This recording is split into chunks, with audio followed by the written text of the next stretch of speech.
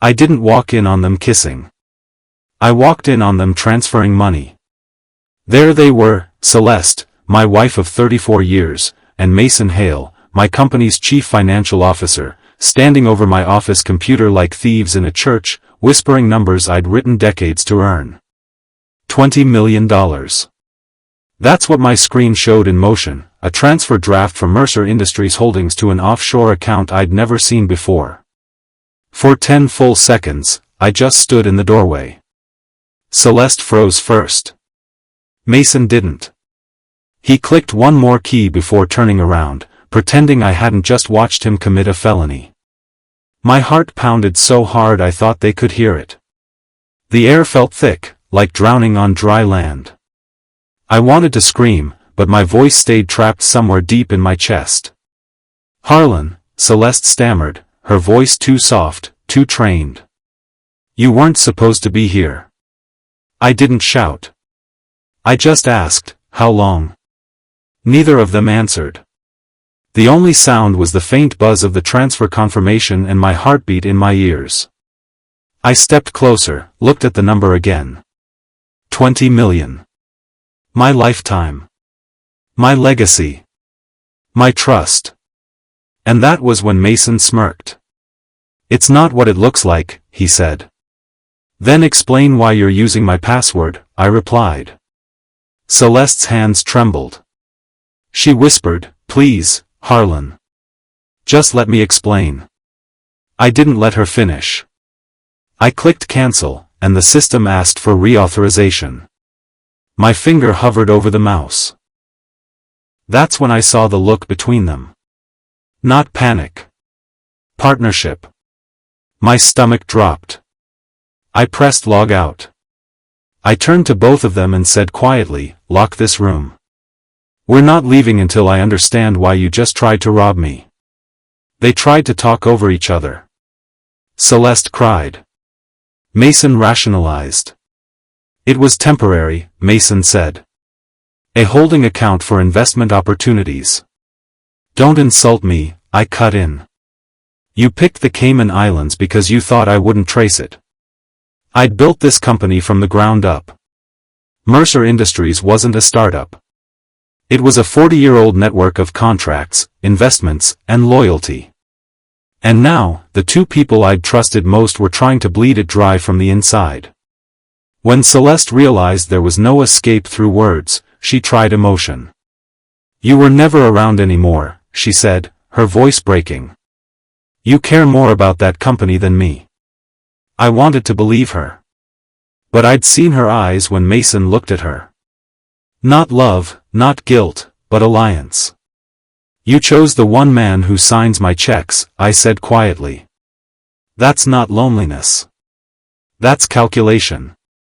Mason stepped forward. You don't understand how the world works now, Harlan. You're stuck in some moral fantasy. Business is different. I cut him off with a laugh so dry it scared even me. Different? You mean corrupt. I walked out of my own office, leaving them there with the transfer window still glowing. I didn't fire them that day. I didn't even call security. Because sometimes, justice works better when it looks like forgiveness. My hands shook as I walked down the hallway. Every step felt like moving through water. But my mind was already calculating the next move. That night, I sat in my study and stared at my wedding photo. I wasn't crying. I was calculating. You don't survive 60 years and $1 billion empire by reacting. You survive by watching how people move when they think you're paralyzed. Celeste stayed out late that night. Mason didn't come into the office the next morning. Good. That meant they thought I was in shock. I wasn't. I was setting traps. By afternoon, I'd already contacted my cyberforensics consultant under a confidentiality clause. I had them trace every transaction under Mason's credentials for the past 6 months. The results arrived before midnight. Multiple shadow accounts, fake supplier names, ghost contracts, all funneling funds slowly into an offshore pool. But that wasn't the part that gutted me. Celeste's signature was on half of them. I leaned back, closed my eyes, and whispered, "You built this plan together. So I'll destroy it together." The next evening, I invited them both to dinner. Same table, same house, same wine we drank every anniversary. Celeste wore the necklace I bought her 10 years ago, as if pretending made it less obscene. Mason came in wearing confidence like cologne. "I'm sorry for what happened earlier," Celeste said, forcing a smile. "We got ahead of ourselves," Mason added. I poured them wine, nodded, and said nothing. Instead, I told them I'd been thinking about succession, legacy, and trust. They perked up immediately. Mason asked about signing authority. Celeste started talking about retirement. I let them speak. Every word was proof they thought I was broken. When Mason reached for the contract draft I'd prepared, I watched him take the pen and sign it without reading. That contract wasn't what he thought it was. It was a confession, digitally time-stamped and recorded by a hidden camera above the mantel. As the pen left the paper, I smiled and said softly, "Perfect. You've just signed the beginning of your ending." The next morning, I made one call to the company's internal auditor, Delora Quinn. A name few people knew, but one who owed me loyalty from 30 years back when I saved her father's job. "Delora," I said, "I need a full financial sweep. Covert, priority 1. And keep your mouth shut." "Understood," she said. "How deep?" "All the way to the Cayman Islands." By nightfall, I had a dossier. Mason's forged trails, Celeste's sign-offs, and one more surprise. A third name. Someone higher in the company who approved every transfer. Someone I'd trusted even more. When I saw the name, I didn't move for nearly a minute. It felt like betrayal had no ceiling.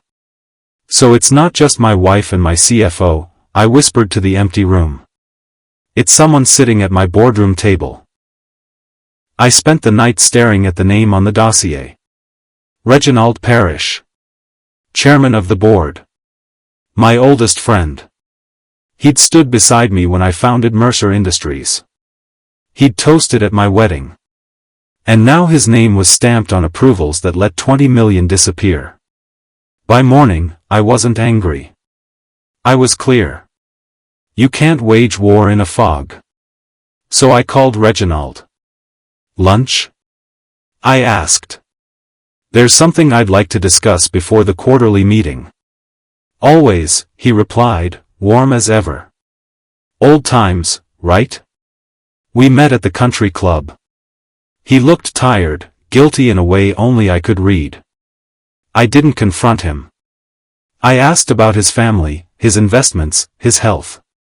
When he excused himself for a call, I slid a small voice recorder under his glass. By dessert, I had everything I needed. His voice admitting knowledge of the siphoning, thinking it was Mason's temporary reallocation. He looked at me across the table and said, "Don't worry, Harlan. Celeste said you'll never find out." I smiled, and thought, I already have. In my younger days, I might have gone straight to the authorities. But wisdom has a slower rhythm. I spent the next 3 days pretending nothing had changed. Celeste came home late again. Mason resumed his swagger at work. Reginald smiled through meetings. What they didn't know was that Delora and I had rerouted every one of their shell accounts into a secure escrow, under my control.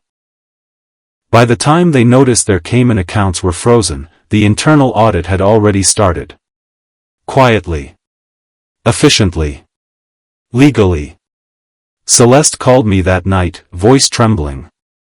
"Harlan, something's wrong with Mason's accounts. He's panicking." "I'm sure he is," I said calmly. "Tell him to get some rest. Tomorrow will be a long day." Because tomorrow, the world would start watching. At 9 in the morning, Mercer Industries issued a statement. An internal audit has uncovered irregularities within senior management. All operations remain stable as investigations proceed. That single paragraph sent shockwaves through the market.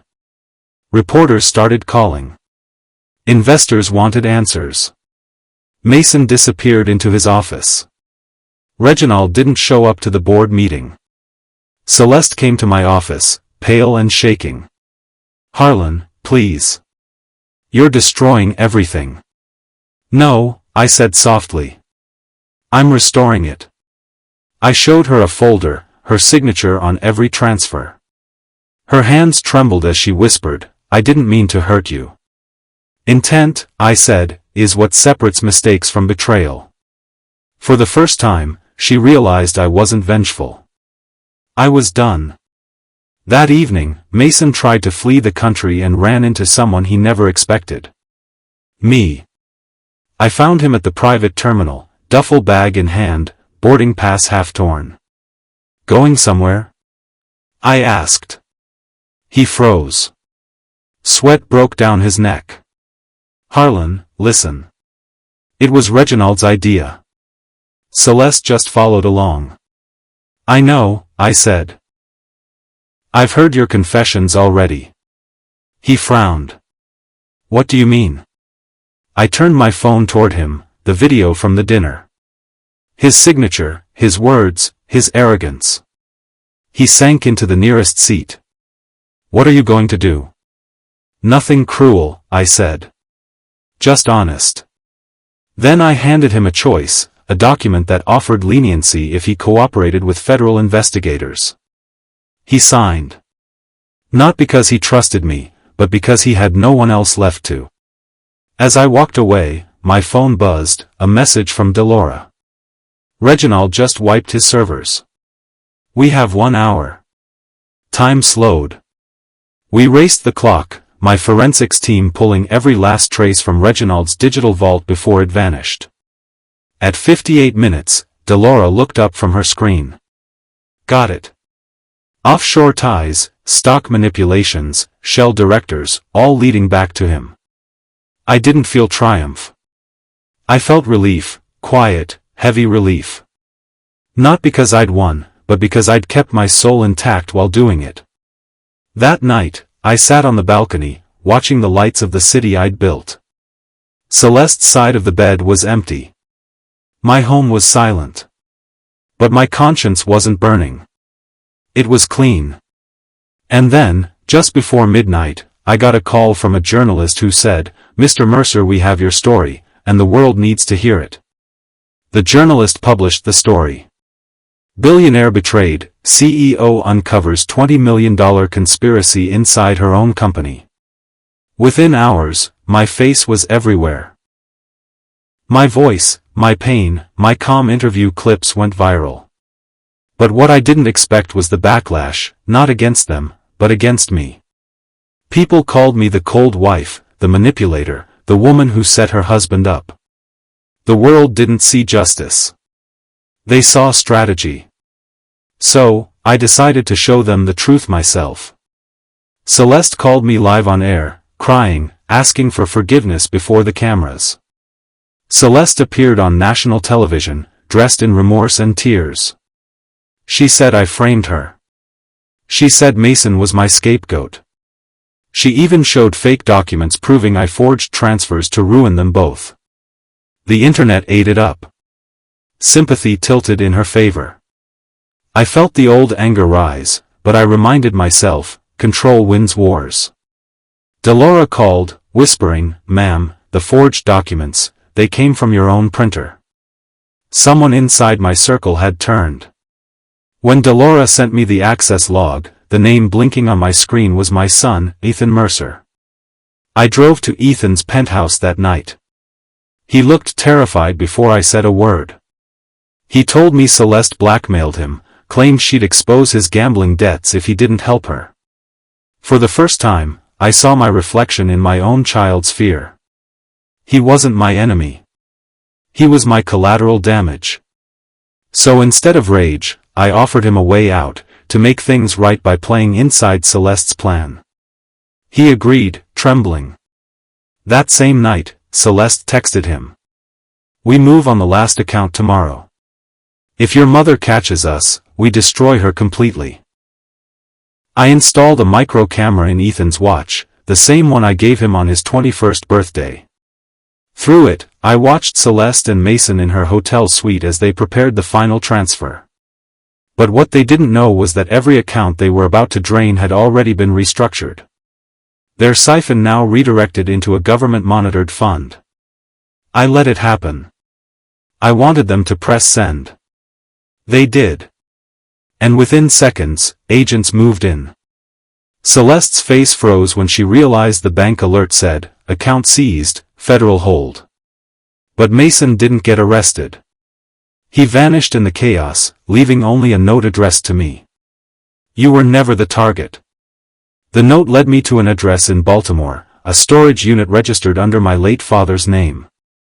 Inside, documents tying Mercer Industries to offshore holdings I never authorized, old, buried secrets that predated my leadership.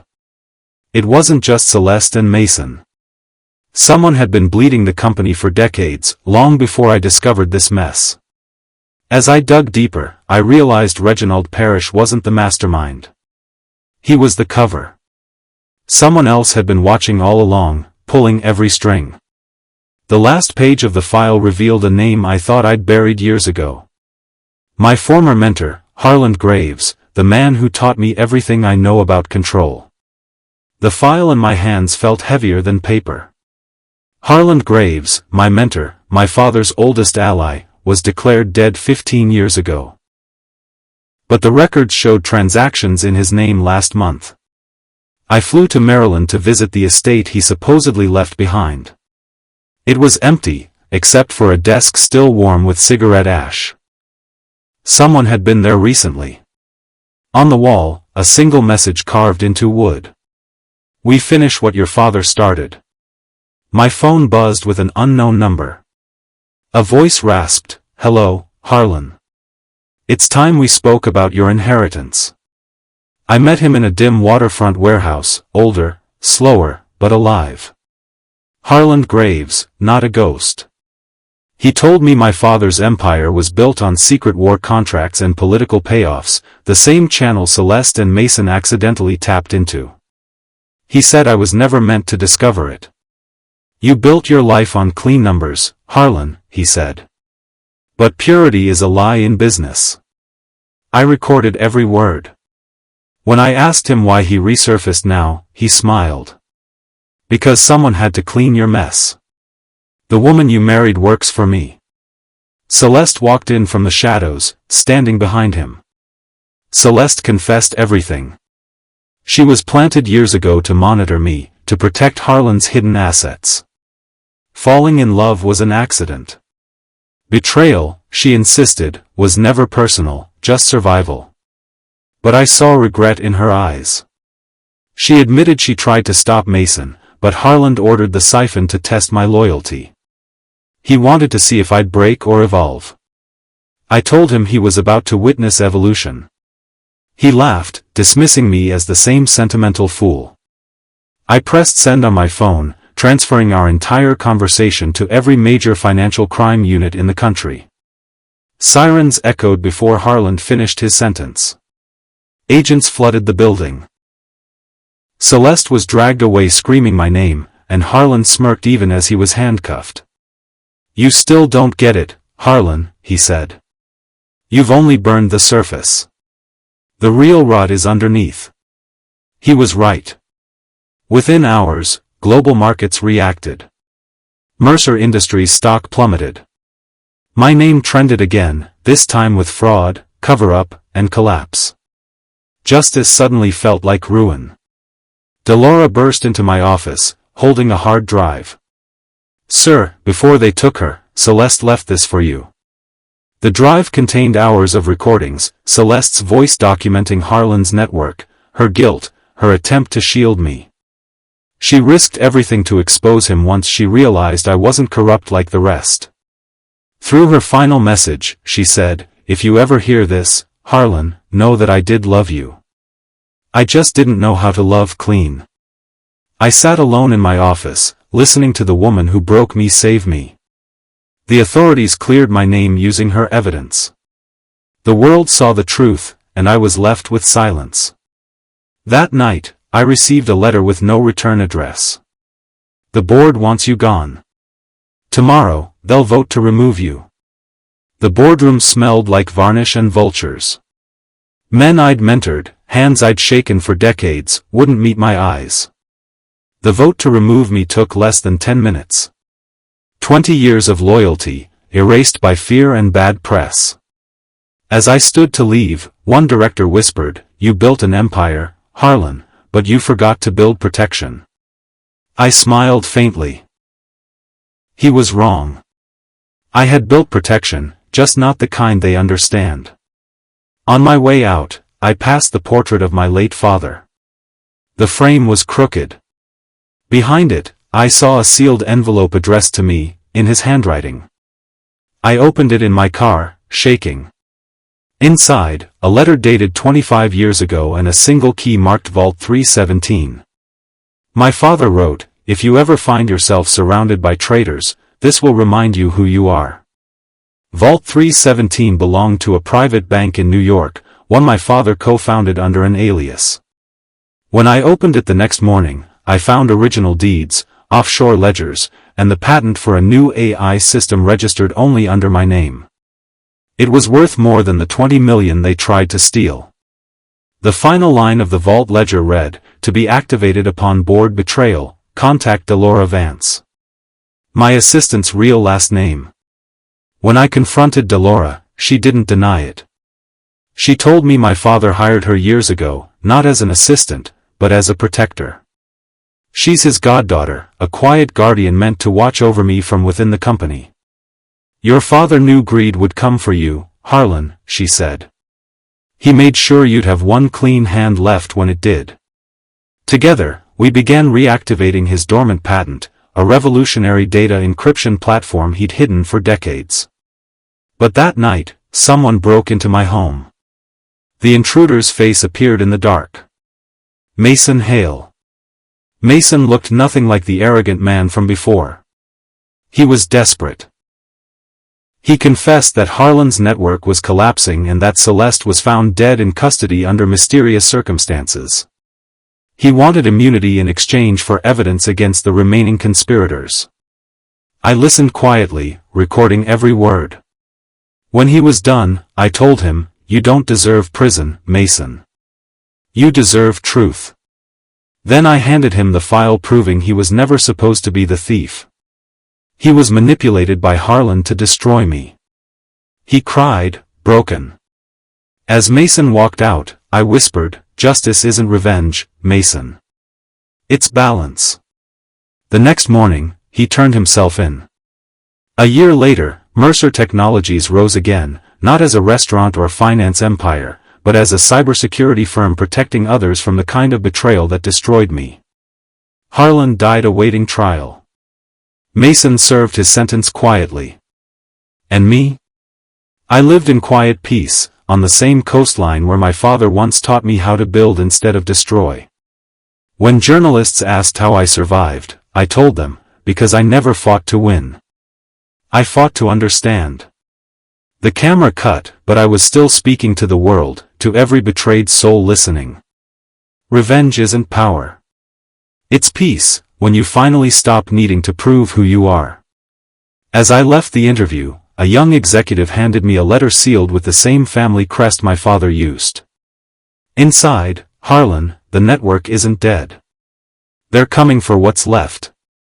I stood there, holding that letter, and for the first time in months, I smiled. Because I realized something my enemies never would. They thought they were hunting me. But I'd spent a lifetime learning how to hunt back. And this time, I wouldn't be alone. I had Delora, I had my father's legacy, and I had something they could never buy. The patience to wait for the perfect moment to strike. The war wasn't over. It was just beginning. And I was ready. In the end, I didn't destroy them. I simply gave them the truth, and let the world decide what they deserved. My company recovered, my peace returned, and for the first time in years. I slept without bitterness. You see, revenge doesn't always have to be cruel. Sometimes, the sweetest justice is rebuilding what they tried to break, stronger, quieter, and in full view of everyone who doubted you. My name is Harlan Vance Mercer, and that was the day betrayal turned into clarity. Tell me, if you were in my shoes that day, what would you have done? I'd love to read your thoughts in the comments below. And if you want more stories like this, make sure to subscribe, because some lessons are too costly to forget. Thanks for watching.